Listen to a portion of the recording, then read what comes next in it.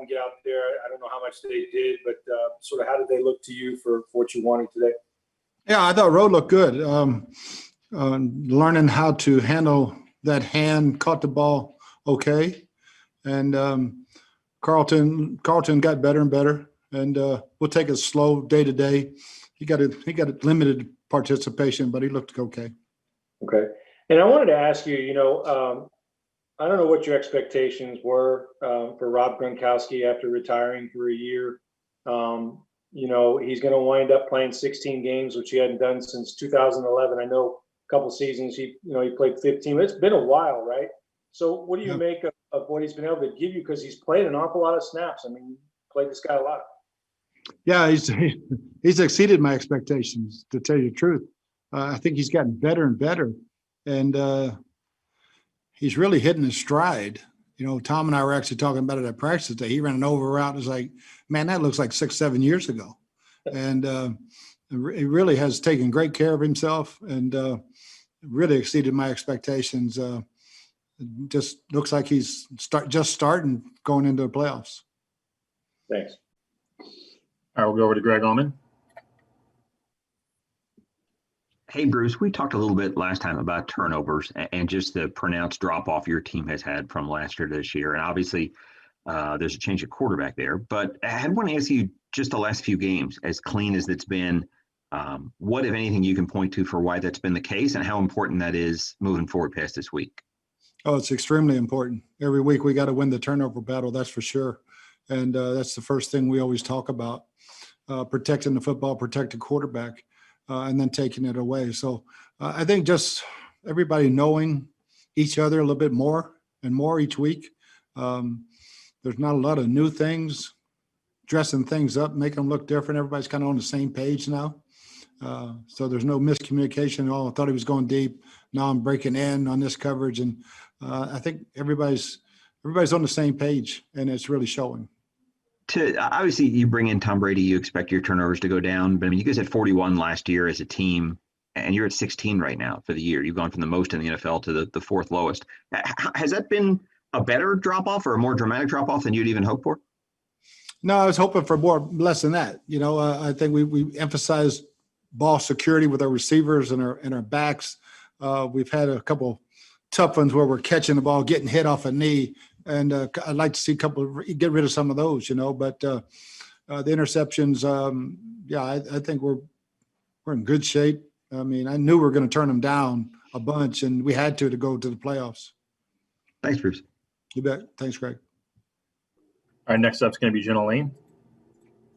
Hey, Coach, I know every time you face a team, even the same opponent, things can look a little different. But what are some of the things that you take from the last time you guys faced the Falcons 2 weeks ago pertaining to your defense that you'd like to see get corrected a little more this week? We'll try to control Calvin Ridley a whole lot better than we did in that game and a whole lot better than Kansas City tried to this past week because he's on fire right now. And if we don't get to Matt Ryan, they're going to find him because he's playing at a really, really high level. And so we've got to get to Matt Ryan better than we did in the first half of last game. Oh, and speaking of Ridley, and I got so excited there, I almost cut you off. I'm so sorry. What makes him such a challenge? Is it just the way he's able? Because it's like he's really good against off coverage, but it's like seems like he's exceptional against press coverage. He just seems like he can kind of do it all. Yeah, he's the number one pick for a reason. He did all that stuff in college, and he's learning from one of the best in Julio Jones. So I think the sky's the limit for him. He just keeps getting better and better, but he looks like a pure number one guy right now. Thank you. Mm-hmm. And next up is going to be D. Orlando Ledbetter. Yes, Coach. What's clicked for your squad over the last 3 games since you got to 7-5 and had to kind of turn it up here down the stretch? I think the big thing is protecting the football and taking it away. We're winning the turnover battle. We've eliminated a bunch of penalties, and just playing good disciplined ball. I think coming back against Minnesota gave us a bunch of confidence, and then obviously that second half in Atlanta when we got things clicking. Boiled over to Detroit. So we're feeling pretty good. We know the challenge ahead of us in Atlanta right now because these guys are playing really, really good. And then, Coach, just on your, we were doing coaching journey stories here, just getting it, at 61, then again at 66. How grateful were you to, finally get that head coaching opportunity in the league at that late, Yeah, it was early. It was. I never thought it was going to happen, and it took Chuck to get sick in Indianapolis for me to even get a head coaching job. And after I retired, Saturday's locker room and the looks on guys' faces is really why I came back. And you miss that. I mean, Dick LeBeau told me a long time ago, we were getting ready for the championship game. He said, "Man, don't ever get out, because you don't ever get days like this on the golf course." And he was exactly right. Thanks, Coach. We'll go over to Steve Isbitz. Coach, do you think at some point opponents will stop keeping a running back in to block in order to stop Devin White from pass rushing so much? They might want to sign somebody else. I think the big thing is when that guy chips JPP or Shaq and turns him loose. But yeah, I think, when you're bringing those guys, the back's got to block somebody. So I don't think they really want him on anybody but Devin. They don't want him on JPP or Shaq, that's for sure. So it's a good problem to have. And it seems almost 100% certain that you'll finish with a top 10 defense in yards and points allowed. What can you say about the significance of that and the job that Todd Bowles has done overall? No, he's done a fantastic job. I mean, I don't know if there's a better guy that adjusts at halftime better than Todd. And even during the game, he knows the defense inside out. He knows what hurts what and how to fix it. And just done a tremendous job with our guys, giving them the confidence that they play with. All right, we'll go over to Rick Stroud. Bruce, we've talked about what Brady was attempting to do after 20 years in one system, no offseason, no training camp, all that. When you look at where he's going to finish at 43, I mean, can you fathom another quarterback doing this sort of thing? I mean, he's top of almost every category, top 5 or top 3. No, I really can't. I mean, it's amazing, because when you're out there watching him in practice, you're like, this guy looks like he's 30, maybe 33 at most. It's just amazing watching him practice and the way he works so hard at taking care of himself. And that's not easy at 43, taking a few shots, hopefully not too many, and getting up and moving on. So it's really amazing to me. I mean, he is really a freak of nature in that regard. Yeah. Thanks. We have time for a few more. We're going to go over to Tom Akins. Oh, Tom, you're muted. There we go.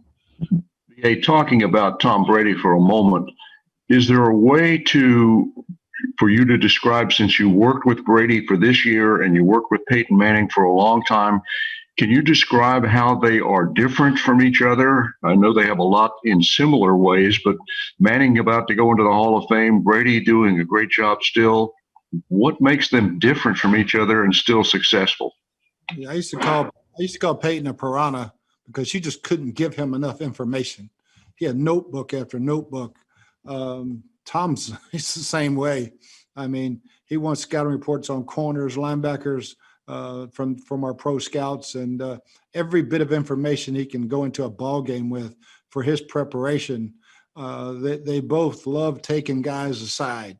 Hey, let's work on this route. Let's work on this. This might be a bit new. We might run it from a different formation. Let's go practice it when the defense is practicing. So they're always moving. They're always getting something done, and they both have the ability to will themselves on their teammates and make them win. And it's a very, very rare thing. All right, we'll go over to Leo Haggerty. Coach, to follow up a little bit on that question, with all the reps you missed with OTAs and everything like that, is this really week 7 or 8 for your guys in terms of how many repetitions and games they would have? Yeah, probably, Leo. It's probably around mid-season, maybe 8 or 9. And but we've got things now to where we don't have to answer those questions. Is it Tom's offense or is it my offense? It's the Bucs offense, and it's pretty damn good. All right, our last one will be from Rick Stroud.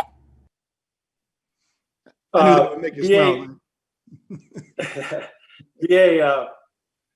I probably asked that question a few times. Tom said something, I think, in the production meeting before the game last time about how, when he was in New England, and it's obviously not as hot there early in the season, they would use that defensive period and do a lot of throwing and stuff like that. But it was so damn hot here that everybody's dead.